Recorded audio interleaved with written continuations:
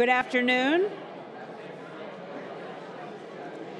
It's always hard post-lunch to get everybody to get started again. But I'm just here to introduce the person who's going to introduce our next keynote address by Ambassador Ryan Crocker. And the person who's doing the introduction is a very special person. He's Professor Carl Brown. He's a professor emeritus from Princeton, where he was the Garrett Professor in Foreign Affairs and a member of the Near Eastern Studies Department. And most especially, he was Ryan Crocker's professor when Ryan was here. So I'd like to introduce Professor Brown.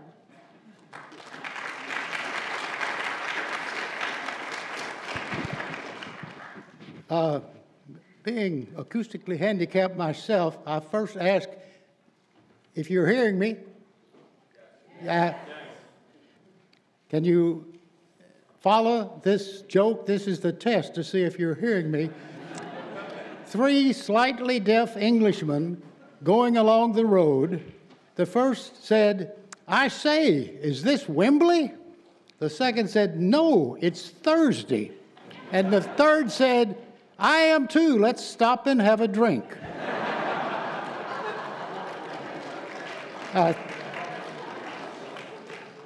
That aside, this is going to be the shortest introduction on record for good and sufficient reason. First, you know Ambassador Ryan Crocker, or you've stumbled into the wrong colloquium.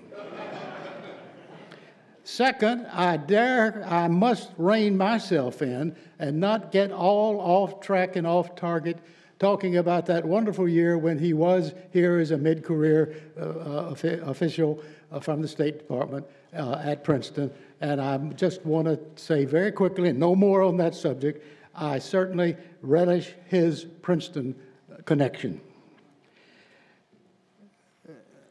What I'm going to say is I don't have time to go over his long and dedicated record. Let me simply point out that he served as a senior Foreign Service officer, starting from the beginning, moving up to the top ranks, for just almost exactly 4 decades. As ambassador, he was, in a sense, almost unrelievedly from 1990 until 2012, ambassador first to Lebanon, then to Kuwait, then to Syria, then to Pakistan, then to Iraq, and then to Afghanistan. He served as ambassador under 4 presidents, 2 Republican, 2 Democratic. He represents the best of the Foreign Service, of the diplomatic tradition. In a sense, one can see that long trajectory of his service from the tragedy of Sabra and Shatila in September 1982 on through the surge and on up to Syria. There are many accolades that he's won, including the Medal of Freedom, and he has been described, and this is the one point I'm going to take issue with about the magnificent record, the magnificent response of people great and small, powerful and outside the loop, outside the Beltway, in which he has been described as America's Lawrence of Arabia. Even President George Bush, I believe, said as much in awarding him the Medal of Freedom. Now, some of you know, having had my courses in the past, that I have my reservations about Lawrence of Arabia. Of Shakespearean proportions, undoubtedly, good theater, undoubtedly, but somehow that's the over-the-top, outside the lines that should be drawn kind of diplomacy that we can do without. And to call Ryan Crocker America's Lawrence of Arabia is a calumny. We just will not have it. And I intend to set the record straight very quickly in saying, yes, he, like Lawrence, did enjoy smoozing with sheikhs. He, like Lawrence, preferred to be in area than in London or Washington. But he is of a different mold altogether, and we need a new metaphor, a different metaphor, to describe Ryan Crocker. And I've wrestled with this, and I think I've come up with a useful enough metaphor that at least is quickly stated. He is like a pro football player, an all-pro football player. He loves the game. He studies the game. He has played the game. He has made the best of it. He realizes his responsibility to his team. He realizes that opponents are different. He realizes that there's always another game and another season. He himself has stated it in these terms. Each administration has its own priorities and style. The job of the career Foreign Service officer is to offer his best advice as policy is formulated, and then to implement that policy. Our elected leaders need to have confidence that we will carry out policies to the best of our ability. Ladies and gentlemen, a team player, an all-pro player, Ryan Crocker.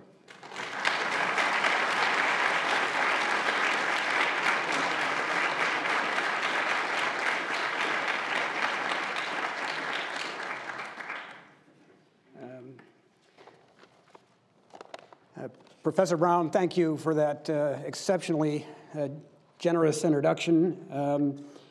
I actually feel that I should be joining Dean Rouse in introducing you. As the Dean pointed out, I was your student, and I want this clearly on record. Professor Brown taught me really everything I know about the Middle East. So all of those screw-ups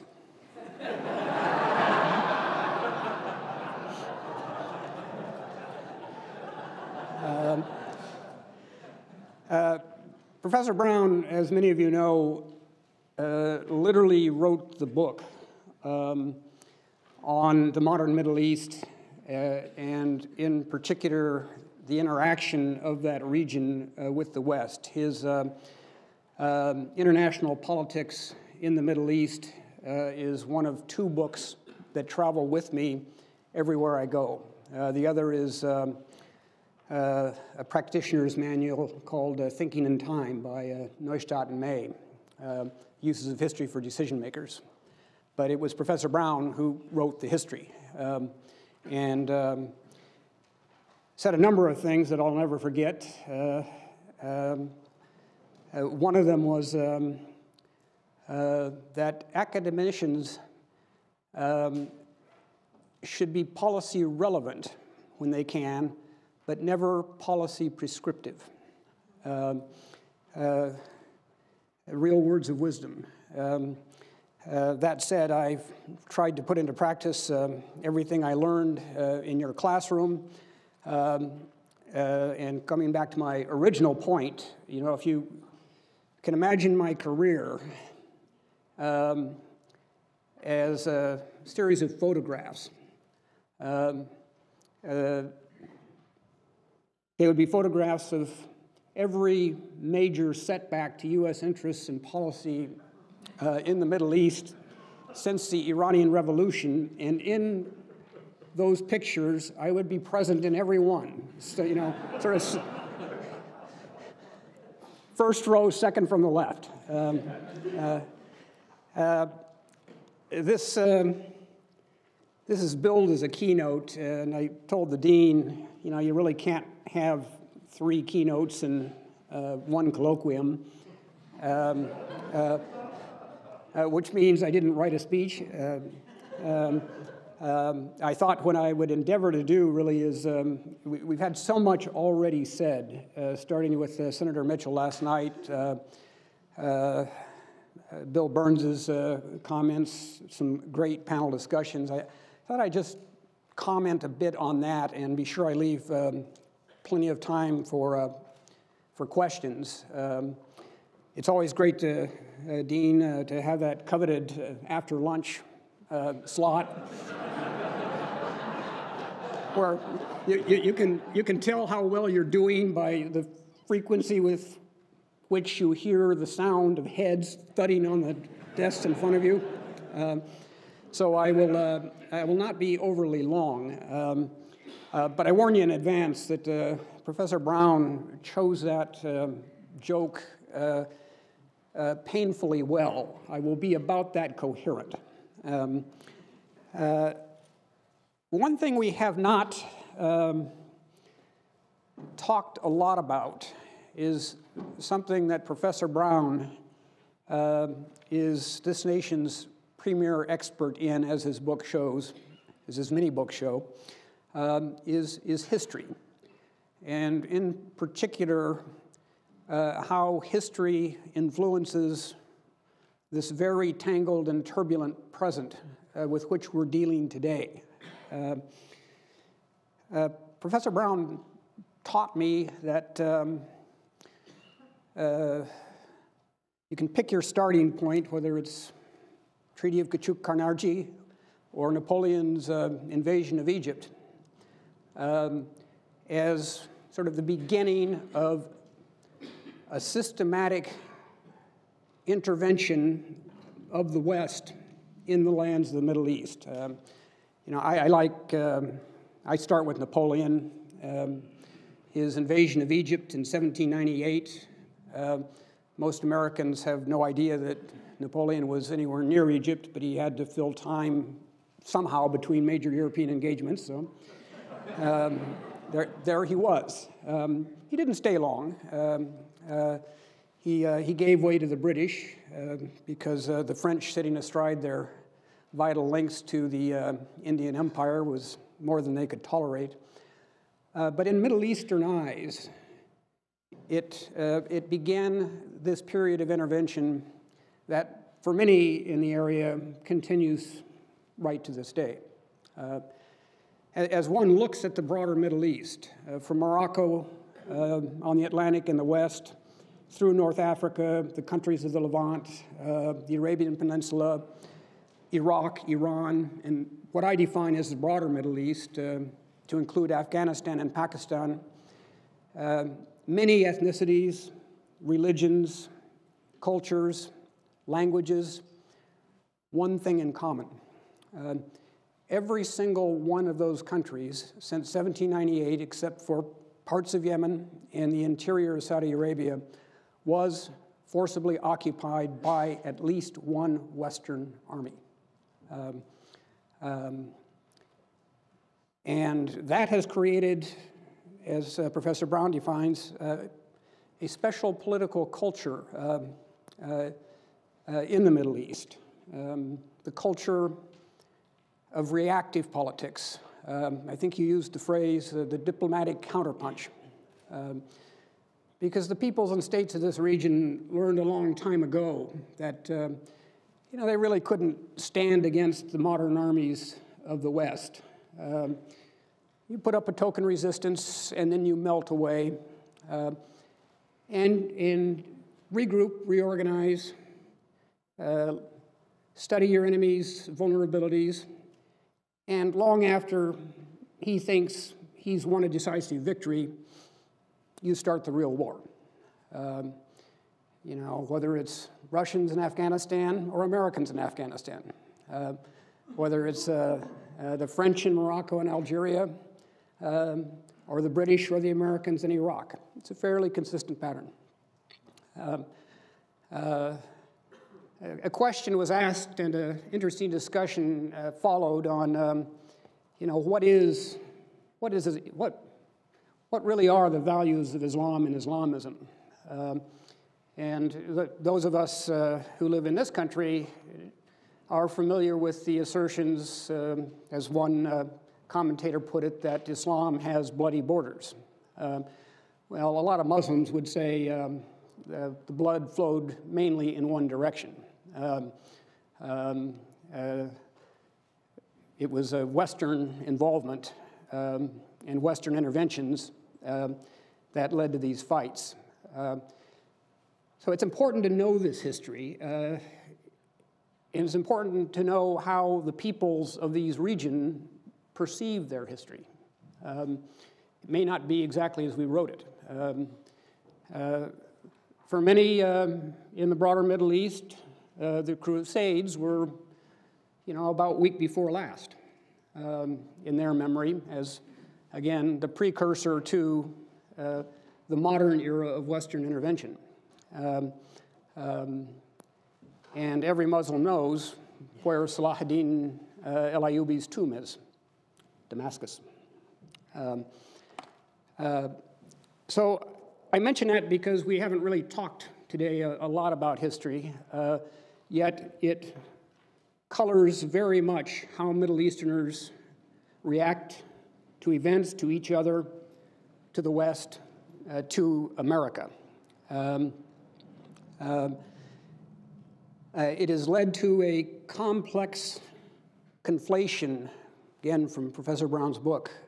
When's the next edition coming out? Allahu Alam.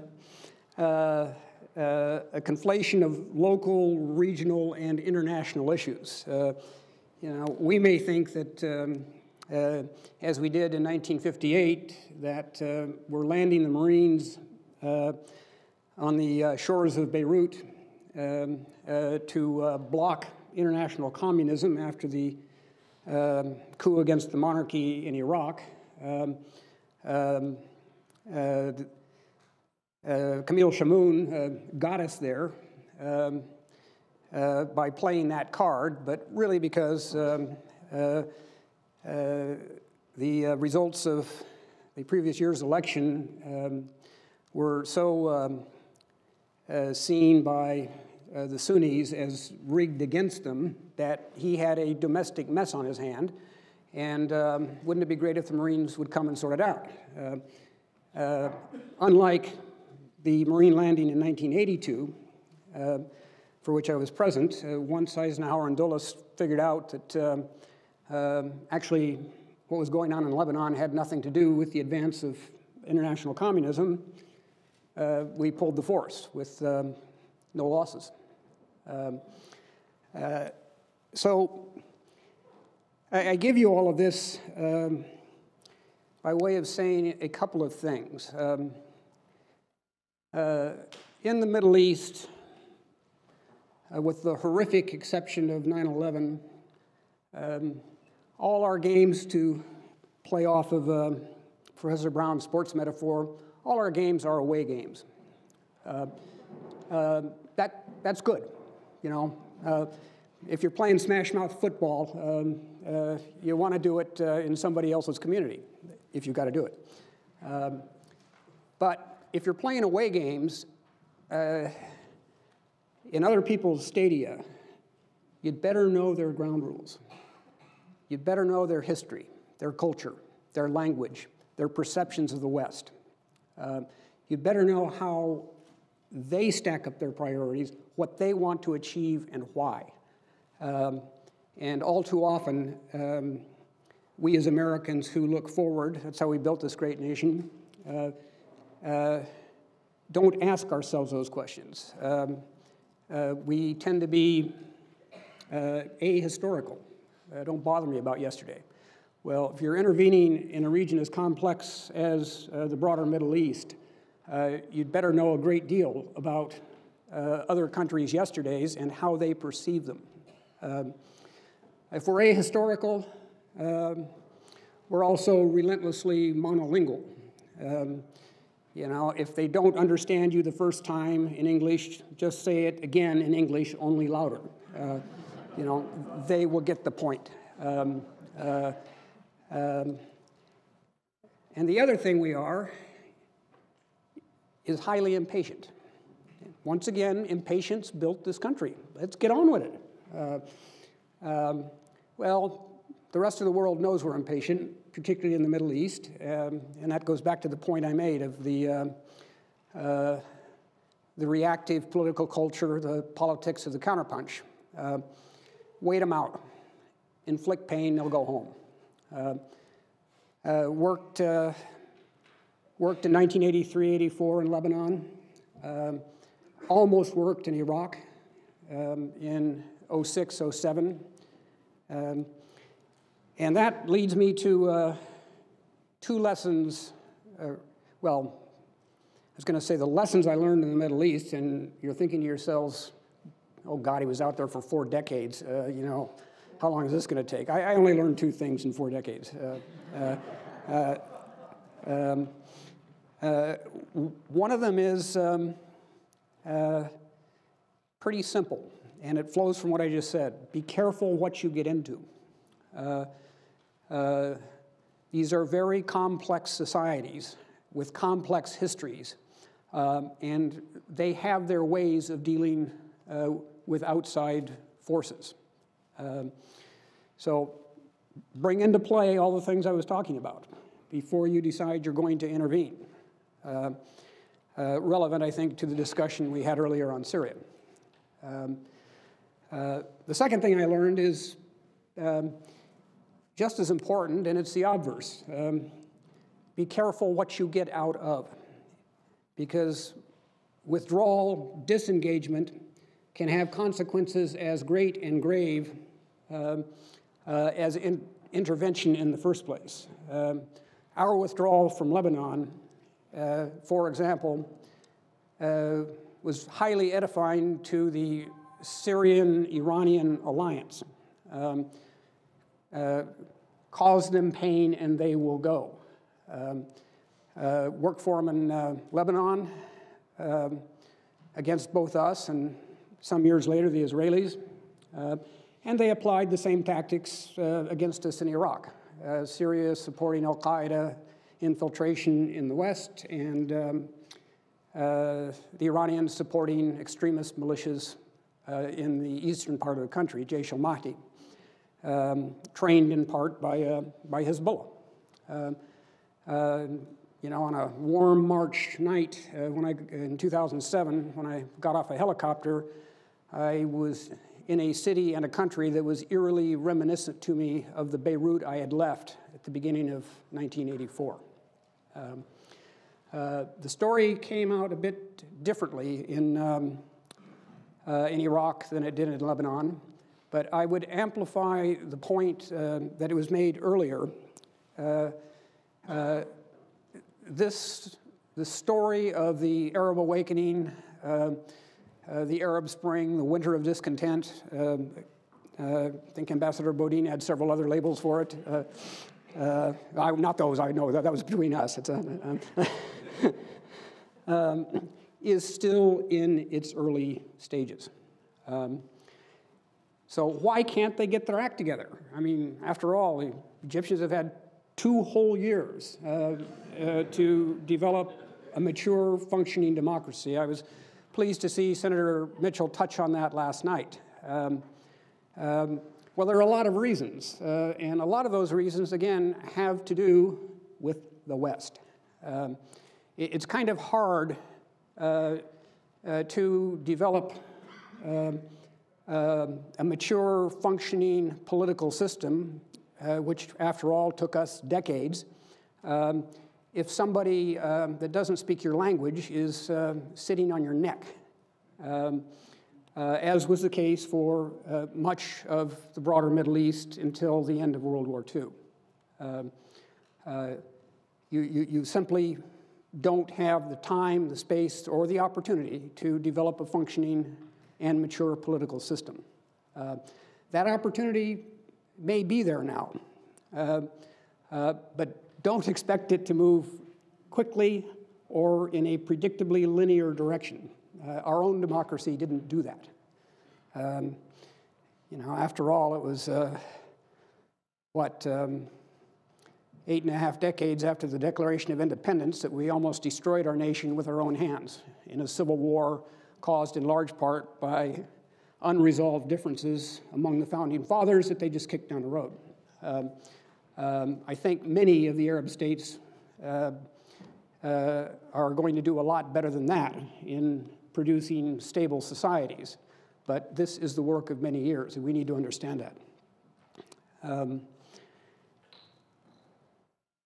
Let me just tick through a couple of things on some of the issues we've discussed, and then I will turn it over for a dialogue rather than an after lunch monologue.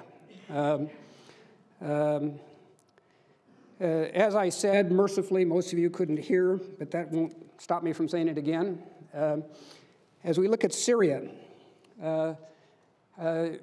do not count the Assad regime out. You know, they have been arguably preparing, at least since the Hama massacre of 1983, when they killed up to 20,000 Sunni civilians in their effort to obliterate several hundred members of the Muslim Brothers, that there could be a day of reckoning. So they have developed an intelligence, security, and military apparatus that is prepared to deal with it. And indeed, in recent weeks, we have seen the regime make inroads in previously rebel-held areas. In terms of U.S. policy, the president has said a couple of things. Bashar must go. Use of chemical weapons is a U.S. red line. I would simply say that if you're going to set out in public unambiguous policy goals, it is a very good thing that you ensure in advance that you have the means to deliver on them. And right now we're on the horns, those two horns, of that particular dilemma. Outcomes in Syria, 3 are theoretically possible. An outright victory by the Sunni opposition, an outright victory by the Assad regime, or a stalemate, sort of Somalia on the Mediterranean.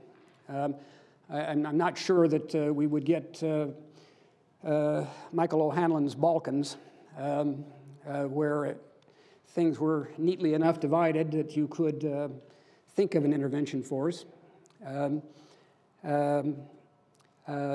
it could be very unpleasant. Now, I don't think the first of those is going to happen. I think the fissures in the opposition are such that we're going to see more and more division in that opposition. It's going to be very hard for them, I think, to muster the wherewithal to actually bring down the Assad regime. So I would say it's going to be one of the latter two scenarios. Either it's a stalemate or the Assads, bit by bit, bloody meter by bloody meter, get the country back. There may be regime change in Syria.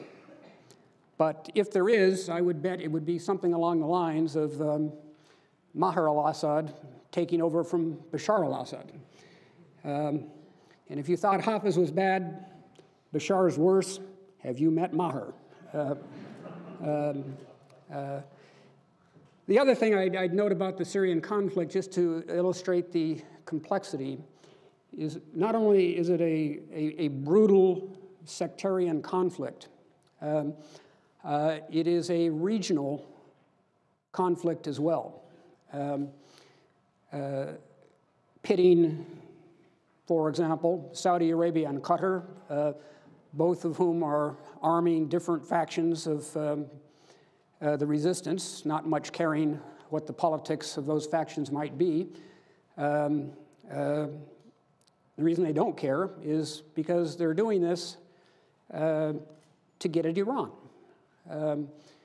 If you weaken and bring down the Assad government, Iran loses its only strategic ally in the Arab world.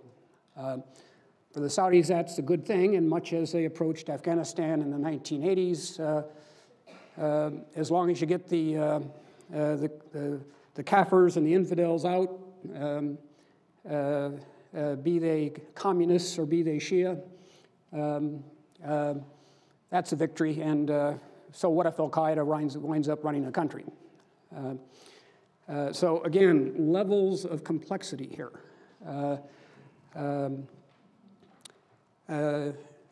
Do I think we can or should do something about it? I'll come to that as I conclude. I think there is the scope for a diplomatic initiative. The only way this is going to be settled, ultimately, if it's settled at all, is going to be through a political deal that is going to have to involve the international community. And I would argue, in addition to the United States and Russia, it's going to have to involve Iran as well. I'll come to that in a minute.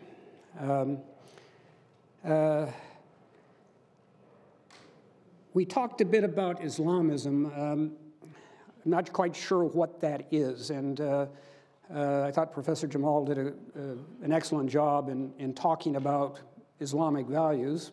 Basically, they're human values, same values we have. But there's something else going on in the region, which is sectarianism. And I think that is highly, highly dangerous. The Syrian civil war is a sectarian conflict, broadly speaking. We are seeing the assertion of a deeply disturbing trend in sectarian politics in Iraq. The Hawija incident of April 23rd, in which a largely Shia military force stormed a Sunni protest camp, killing about 20 people and leading to Sunni sheikhs who hitherto were committed to peaceful protests over what they perceive as Nouri al-Maliki's sectarian policies, said, no, now we fight. Well, we'll see what is done. And I think, and I said so in the Washington Post, I think this calls out for U.S. influence. We may be a shrinking giant, as one of my colleagues said, but a giant nonetheless. And our diplomatic weight, when we choose to use it, still counts for a great deal. We are going to be followed by a very erudite panel on Iran, so I won't spend much time talking about that. But I will say, along with Ambassador Kurtzer and perhaps others, I am a signatory of the third Iran report that the Iran Project issued about 2 weeks ago. And the basic message is, guess what, guys? You know, sanctions and military threats is actually not getting the job done vis-a-vis Iran's nuclear program. So, you know, why don't we try something else, like a broad-gauged dialogue, which is what the president came into office in his first term saying he wanted to do. Well, let's be serious about it. Let's see if the Iranians are serious about it. Let's get around the table, no restrictions on the issues that are brought to the table, and let's start talking about the nuclear issue, surely, but let's talk about other things as well. And at a time when we have the situation we do in Syria, for example, who knows? The Iranians might be in the mood to so discuss. I've had experience dealing with the Iranians directly, negotiations on Afghanistan in 2001, early 2002, that actually produced some results, positive results for both countries. I had direct negotiations in Iraq in 2007 that produced no results, but I think convinced the Iraqi government that the Iranians were not going to be negotiated out of support for anti-government militias, and it helped impel Nouri al-Maliki in April of 2008 to send his forces against those militias in Basra and elsewhere in southern Iraq.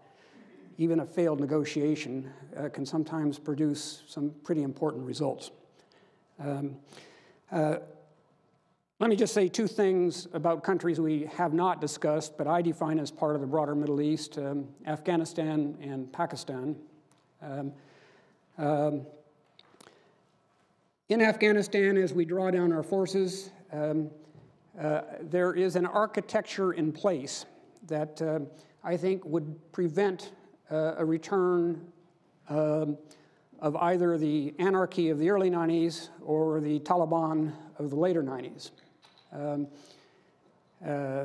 We have a bilateral strategic partnership with Afghanistan that I oversaw the negotiation of, and that agreement runs till 2024. Under it, we have designated Afghanistan a major non-NATO ally. The intent is to signal to Afghans, to Pakistanis, to friends and adversaries elsewhere that we're not going to do what we did after the Soviet withdrawal in 1989, which is say, that's done. We're out of here. Goodbye, good luck. We know the Civil War is coming, but hey, that's not our problem.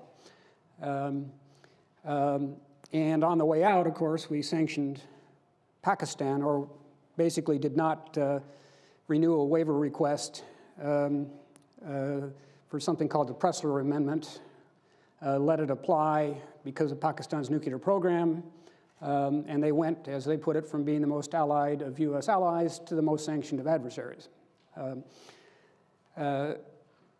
In Afghanistan, we have also an economic component.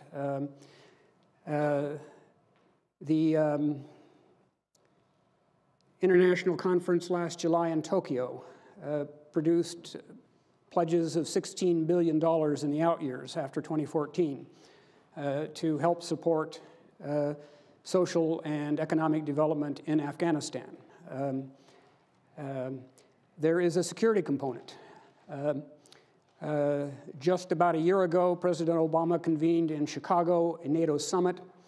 The principal issue addressed in that summit was out-year support for the Afghan security forces, and pledges were made sufficient to sustain a force of 260,000 Army and police, again, through the out years. Again, lessons of history. The Afghan army did not collapse when the Soviets withdrew in 1989.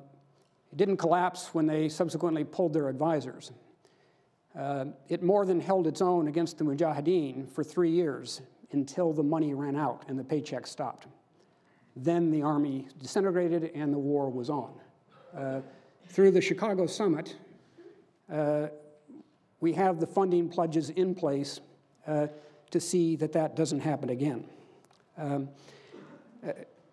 already gone on longer than I intended, so I'll be very brief on Pakistan. There's actually some good news. For the first time in Pakistan's history, a government served through its constitutional term. It wasn't overturned in a coup, didn't fall to a vote of no confidence. It served the full term, and then it followed the Constitution in resigning. A caretaker prime minister was appointed, and elections will take place in exactly 1 week. That's the good news. We'll see how the elections turn out. There is one interesting corollary to the election process, so that I would keep an eye on. President Musharraf, in a fit of extreme bad judgment, decided he would return and present himself as a candidate. He was arrested in fairly short order. lengthy legal proceedings that are going to draw out over some period of time underway and barred for life from seeking the presidency.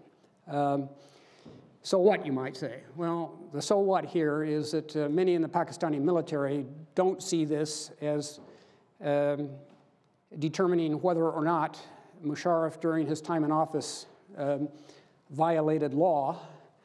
They see it as a civilian effort to humiliate and weaken the armed forces of Pakistan. And given Pakistan's history with military interventions, this is not a good thing. I would keep an eye on that. The other thing I would say that relates to both Pakistan and Afghanistan, and again has its roots in the not too distant history of the past, is Pakistani strategic logic, its support for the Afghan Taliban and affiliated groups that enjoy safe haven in Pakistan. When I was there, I got to know Pakistani military leaders reasonably well. They'd say, "You think we're hedging our bets? You're right. We're hedging our bets because sooner or later you're going to do what you did before. You're going to say, we're tired, too much blood, too much treasure. We're done in Afghanistan. We're going home. Good luck."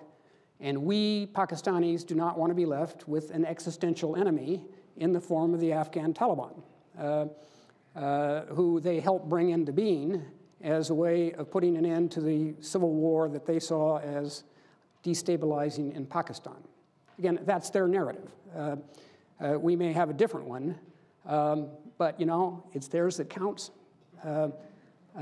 because we have to realize the limits of our influence and power. We're not going to get them to stop supporting or giving safe haven to the Taliban. If they don't want to, we don't have the means.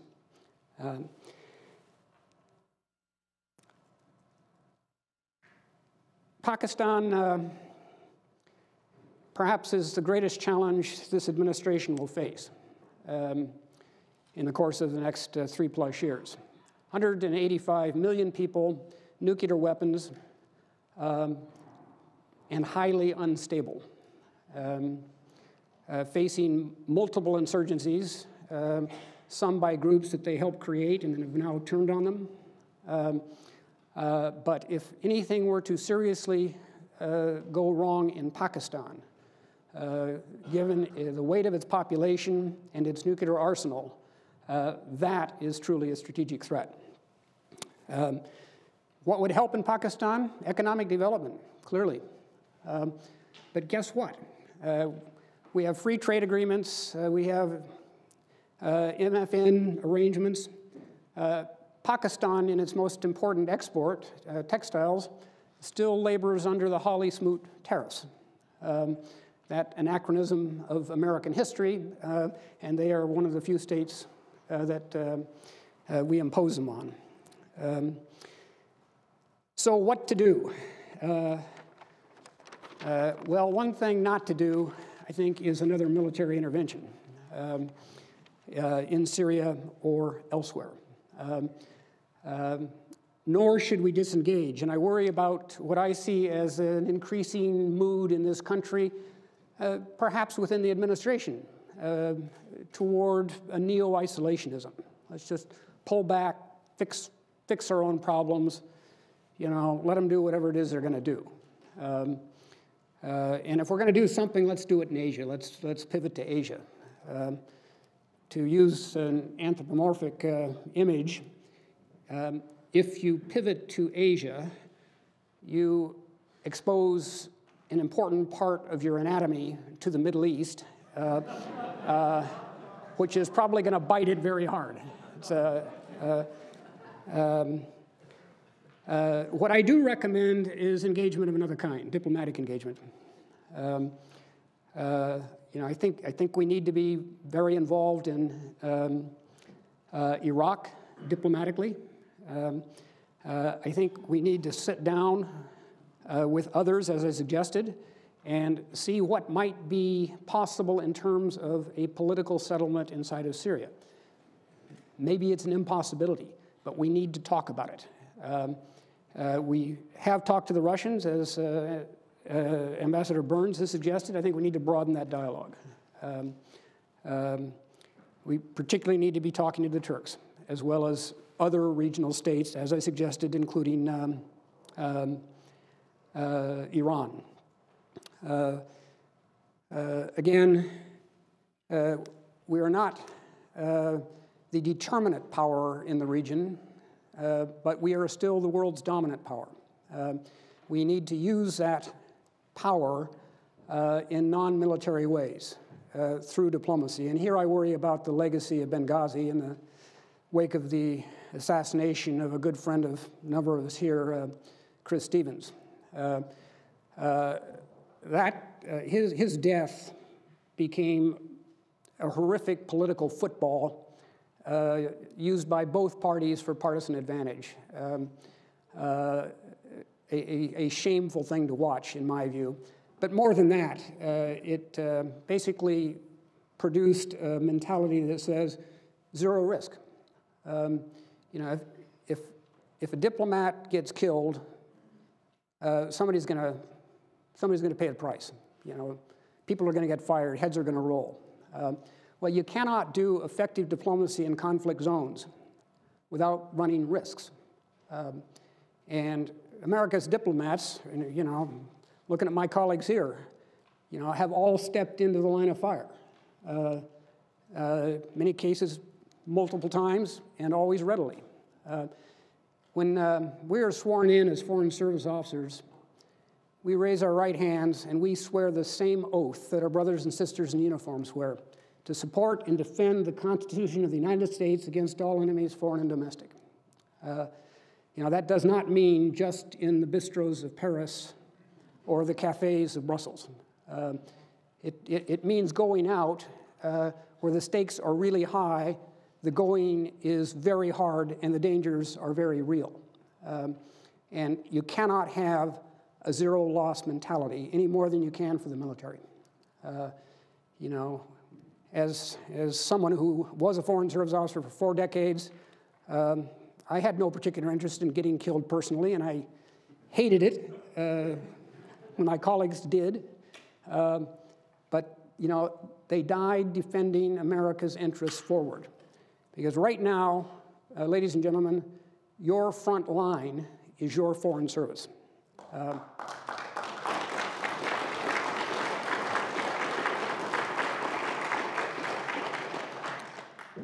So write your congressman, urge upon him or her a greater budget for the Foreign Service. You know, Congress being what it is, don't worry, somebody can read him the letter. It's a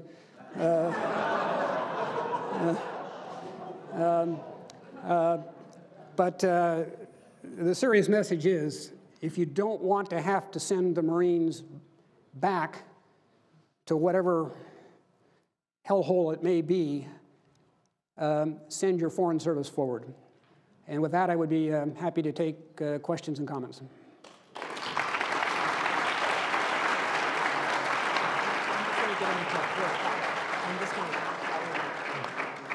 Ambassador Crocker is having to take questions until 3 o'clock, so about 20 minutes of questions. And please line up in the microphone. Jeff Laurenti, MPA 74. When you spoke about your efforts at engaging Iranian counterparts in places like Iraq and Afghanistan, what did you have to look over your shoulder for Washington reactions? And what did you imagine your Iranian counterparts had to look over their shoulders in terms of Tehran reactions? And particularly, what on the Washington side, what are the politics and constraining rational U.S. foreign policy values and interests being advanced that tie your hands or get you by the throat? It's a great question because, you know, we are a democracy. And let's face it, you cannot in a democracy ever separate foreign policy from domestic politics. Can't do it. Administrations have to work the Hill. You know, there are some strategic thinkers on the Hill, particularly those who only face election once every 6 years, the Senate. But all elected members of Congress are sensitive to public opinion. And that domestic element is something you just can't get away from. In the case of Iran, it was interesting. I was permitted to engage the Iranians after 9/11 because even the most anti-Iran elements of the administration at that time recognized that we may have some important common interests here. If Taliban was now our enemy number one, it was also Iran's enemy number two after Saddam. So I was allowed to proceed. And we actually made a great deal of progress until the night of the State of the Union address in January 2002. That was about 3 in the morning Kabul time when a member of my staff shook me awake and said, "Boss, you're not going to like this." And what I didn't like was the inclusion of Iran in that address as part of the axis of evil. It was never quite the same after that. We are very fortunate to have here today, and you'll be hearing from him shortly, and Princeton is very fortunate, Woodrow Wilson School, to have Syed Hussein Mousavian, who can speak to what constraints or difficulties the Iranians faced. I had the feeling that there was a deliberate effort to sabotage the dialogue. If it wasn't deliberate, they certainly got lucky because that's what it did. David Kessler, MPA 64. I've been reading David Roeder's new book, which you may have heard about, and in the early part of the book, he goes through page after page of the blunders the U.S. has made in the Middle East and in Iraq, and he goes on to extol some of the suggestions made by Richard Holbrooke and his approach to the Middle East. I wonder if you could say something about Richard Holbrooke. Yeah, Richard Holbrooke's involvement was, I guess, my definition, broader Middle East as a special representative to Afghanistan and Pakistan. You know, I came on the scene, I left Pakistan, obviously, before he was appointed, and got to Afghanistan after his death, so never was directly connected with him. But I can tell you that as effective as he may have been in the Balkans, neither Pakistanis or Afghans felt he had the right touch or the right approach for their respective countries. In fact, it may have been the only thing that Afghanistan and Pakistan could agree on.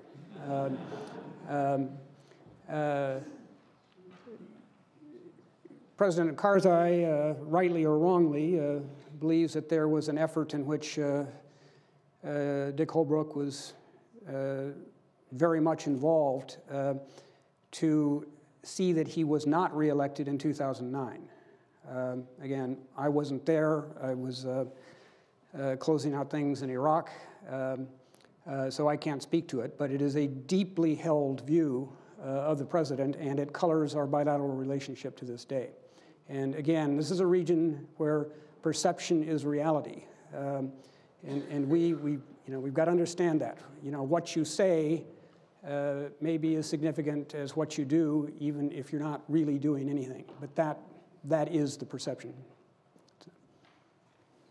Good afternoon, sir. I'm Kelly Roach. I'm an MPA 1, and I'm hoping you could give us an overview of what the U.S. civilian presence in Afghanistan will look like and should look like following the military drawdown in 2014. In particular, will we be able to maintain a robust presence in the Southeast, do you believe? And is there any learning that we can apply from our experience in Iraq? There certainly is, and during my time, beginning in fall of 2011, we were already discussing what a presence post-2014 or post-complete or near-complete drawdown of international forces should look like. That process started very late in Iraq. and it was a very difficult transition that we're still struggling with. We wanted to get out ahead of it. You know, unlike Iraq, Afghanistan is a highly decentralized country. It was our view that we had to be broadly represented outside of Kabul. You know, really the four corners of the country, and in Kandahar, in Herat, in Mazar-e Sharif in the north, Jalalabad in the east. The question is going to be resources. We put forward some creative suggestions that would not cost a lot of money, allow an enduring presence that would be as secure as it could reasonably be made. But it is an open question whether Congress will provide those resources, or indeed whether the administration will formally request them at the level we believe they are needed. It's part of the challenge we face. You know, I talked about the criticality of having your foreign service forward. Well, this is a tough climate to get funding for a foreign service. We don't have much of a domestic constituency. After all, you know, who put the foreign in foreign service? But there never has been a time when I think America needs that service more in places like Iraq and Afghanistan. I'm Sarwar Sultani. I'm from Afghanistan. Thank you very much for your service in my country. My question is, how far should the U.S. government push Pakistan against supporting insurgency? And can India play a significant role in post-2014 Afghanistan? Thank you. It's a great question. Again, as emerged in our discussions this morning, or I guess it was last night with Senator Mitchell, when he made the point that, you know, cutting off assistance, punitive steps to try and change policies really doesn't work, even if you can get it done domestically. I would say that Pakistan, having been through that experience with us, were we to try that again, would you know, simply behave as they behaved in the 90s. I think the challenge, and it's a diplomatic challenge, is to work to change their strategic logic. For them, the Taliban is a hedge against Western, particularly U.S., withdrawal from Afghanistan, not just military withdrawal, but abandonment, as was the case after the Soviet defeat. That will leave them facing the same situation they did then. So the challenge is to convince them that it is different this time.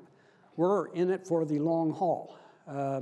We're there bilaterally with the Strategic Partnership Agreement, and the funds are there for the long-term support of the Afghan military and the economy. And I would hope that with sustained, high-level, sometimes somewhat coercive diplomacy, that strategic logic could change. With respect to India, of course, you come from the neighborhood. You know the history between Pakistan and India. The Pakistanis, when they look at Indian involvement in Afghanistan, they don't see development experts or institutional gurus helping to make government institutions run better. They see in every single case an undercover agent of the Research and Analysis Wing, India's Foreign Intelligence Service. So I think India's done a lot of good in Afghanistan, without question. They are one of the largest donors. But that role has to be managed carefully, or you're going to have the opposite reaction in Pakistan, that the situation strategically for them is getting worse, not better, and they will double down on their bet on the Taliban. Thank you. Mr. Ambassador, John Thompson, MPA 64 and Senior Foreign Service Officer, retired.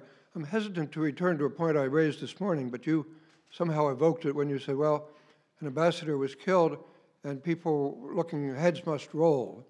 I think that's not the concern of many, that heads must roll, but the concern that I've heard and expressed and felt is that not everything was done that could have been done. Now, once this started, apparently nothing could have been done to save the ambassador, but possibly something could have been done to save the others, and it wasn't for whatever reason, and there may have been good reasons, but there's a perception that not everything was done, and then there's a further perception that there's been a lack of transparency, whether intentional or imagined. And could you comment on that, please, sir? Yes, those are two important points. On the latter, you know, again, I fault both parties and the two branches of government, executive and Congress. The executive stuck to a narrative on the assassination that long after it was no longer plausible to your average 6-year-old. But they kept to it and discredited themselves, giving the opposition, of course, you know, the stick to beat them over the head with. That, as you say, they were not transparent, they were covering up the fact that they had not provided adequate security, so forth and so on. Now, anytime we lose a Foreign Service officer abroad, an accountability review board is convened. This one was very high-powered, headed by former Ambassador and Undersecretary Tom Pickering and former Chairman of the Joint Chiefs of Staff, Mike Mullen. And it came forth with a number of recommendations that the department is working to implement to improve security. My own view of the report was that it was overly harsh and not adequately balanced in focusing only on the State Department's diplomatic security. But, you know, that said, there is your transparency, and there is the document that talks about how to improve security so that our people are not at unnecessary risk. My concern is that it then goes too far, and the conclusion is it has to be zero risk. And if you're operating at zero risk, you're operating at close to zero effectiveness. We have time for these last two questions. Ambassador Crocker, first I'd like to thank you for your 40 years of service. It's a heroic record. My question, I agree that the Gulf monarchies do seem more durable, but then in 2010, Mubarak and Gaddafi were durable, and 1988, so was the Soviet Union. In your view, how do you envision revolutionary Arab awakening to reemerge in Saudi Arabia specifically, and do you foresee this being the case? Great question. One interesting thing about the revolutions of the Arab Spring is that they're kind of the reverse image of the last region-wide period of tumult, which was in the 1950s. At that time, it was the monarchies that were overthrown.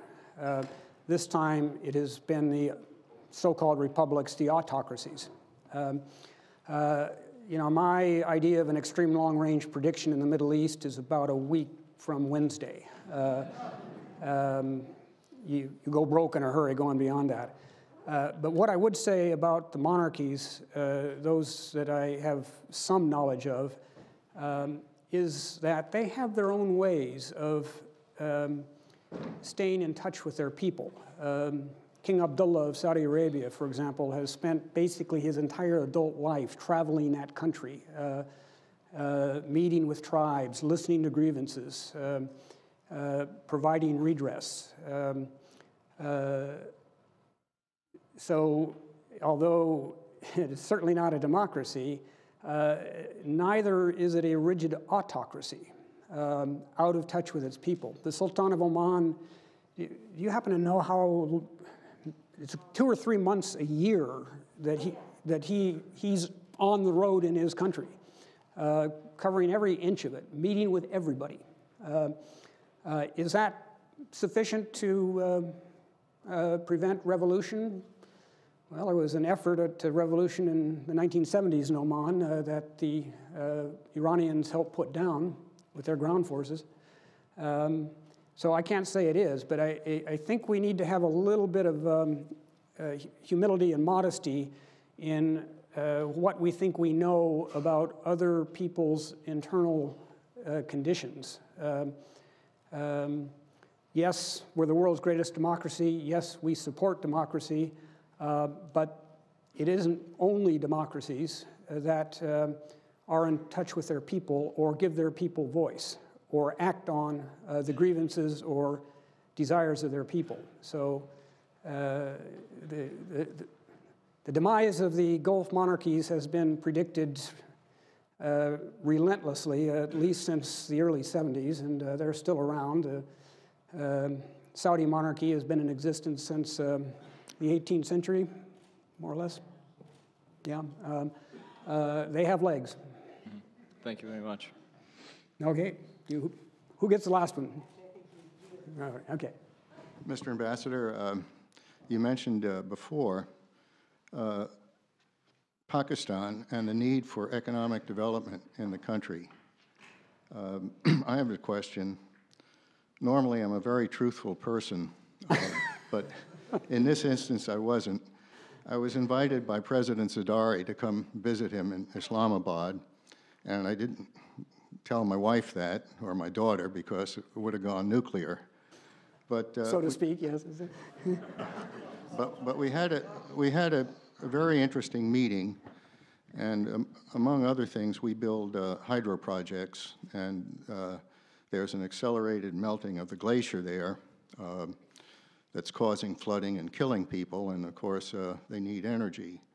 And my question to you was, what's your sense of the level of security that an American company would have doing a project like that probably takes about 4 or 5 years, and they've asked us to build at least a 5,000 megawatt series of dams, and given your experience, I'd be very interested to see how one would configure something like that.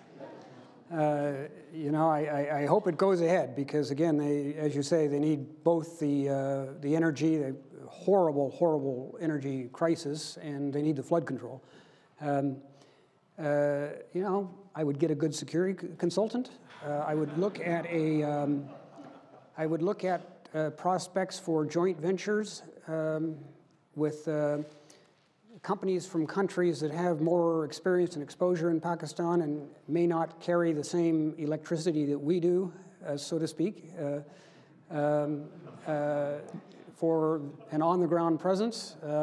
And you know, I would minimize the number of Americans full-time on site. That was exactly our sense. Mm-hmm. But with that, you think something like that might get off the ground? You know, I do, because the entire nation is suffering from the electricity shortage, and much of the nation is suffering from the flooding. So I think that you know, a company that is seen as addressing both of these colossal problems has already got some pretty good insurance. The other thing, of course, is community relations, being sure that you know where you are in terms of the population, and that you build the right bridges, that you're plugged in, that you're doing some small projects to benefit communities so that you're getting local buy-in, local protection. That can be one of your best guarantees of security. Thanks for your advice. You'll get my bill in the mail.